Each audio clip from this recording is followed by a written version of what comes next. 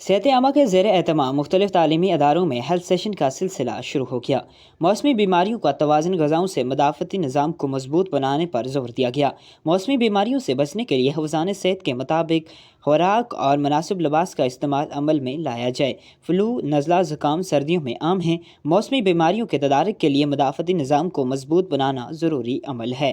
Flu, نزلہ، زکام کی صورت میں ماسک کا استعمال لازمی۔ موسمی بیماریوں کا شکار افراد کو طبی امداد کے لیے قریبی طبی مرکز سے چیک اپ کروایا جائے۔ اسسٹنٹ ڈائریکٹر EPI سید مبشر گیلانی، DSV خواجہ ضیاء الدین کا مختلف تعلیمی اداروں میں طلباء کو ہیلتھ سیشن دیا گیا۔ جمعہ کے روز ڈسٹرکٹ ہیلتھ آفیسر سردار ظفر اقبال کی ہدایت پر اسسٹنٹ ڈائریکٹر EPI اور DSV نے 8 مقام کے تعلیمی ادارجات میں موسمی بیماریوں سے متعلق آگاہی اور ان کے بچاؤ کے طریقے بتائے۔ ہیلتھ سیشن میں موسمی بیماریوں کا تدارک و حفظان صحت کے مطابق خوراک کے استعمال کو قرار دیا گیا ہے۔